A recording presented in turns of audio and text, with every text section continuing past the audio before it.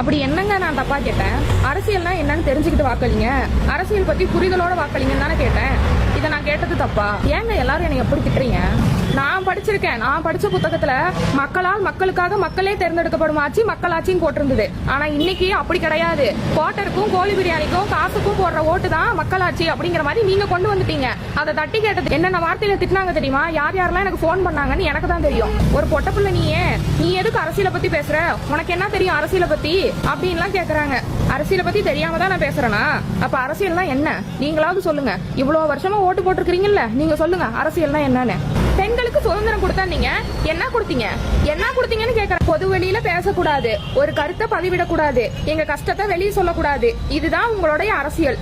இல்ல நான் தெரியாம தான் கேக்குறேன். ஒரு 4 மாநாட்டுக்கு போயிட்டீங்கன்னா நீங்களும் அரசியல் தெரிஞ்ச அறிவாளிங்களா? இங்க அவனுக்கு முதல்ல எத்தனை கட்சி இருக்குன்னு தெரியாது. அப்படி எத்தனை கட்சி இருக்குன்னு தெரிஞ்சாலும் அவன் என்ன அறிக்கை விட்டாலும் தெரியாது. அந்த அறிக்கையினால என்ன நடக்கும்னு தெரியாது, ஒரு மண்ணும் தெரியாது.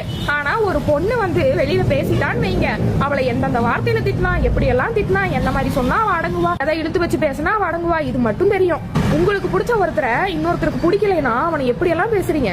ஆனா அவனுக்கு எதுக்கு அவனை பிடிக்கல? அப்படி பிடிக்கலைன்னா அது காரணம் என்னன்னு யோசிச்சீங்களா? யாராவது ஒருத்தராவது இங்க வாப்பா, இவரை ஏன் உனக்கு பிடிக்கல, எனக்கு பிடிச்சிருக்குது, இதுதான் காரணம், ஏன்னா அவருடைய எல்லா அறிக்கையும் கொள்கையும் நல்லா இருக்குது அப்படின்னு சொல்ற ஒருத்தனையாவது கண்ணு முன்னாடி காட்டுங்க பாக்கலாம். உனக்கு பிடிக்கலையா, அவன் குடும்பத்தையே எடுத்து வச்சு பேசு. முதல்ல நீ எதுக்கு ஒரு அரசியல்வாதியை பார்த்து பயப்படுற?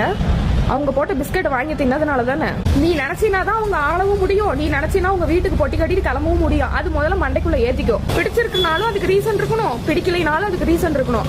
அப்படி இல்லைன்னா நீ அவங்களை பிளைண்டா நம்புறேன்னு அர்த்தம். போதுண்டா எப்பா, உங்க அரசியலும் உங்க பெண் சுதந்திரமும் ரொம்ப நல்லா அனுபவிச்சேன். 2 நாளா என்ன நல்லா வச்சு செஞ்சீங்க. அதுக்கான பலன் என்னன்னு நான் தெரிஞ்சுக்கிட்டேன். ஆனா அதுக்கு உனக்கு ஒரு பலனும் கிடையாதுன்றதை நீ முதல்ல புரிஞ்சுக்கோ.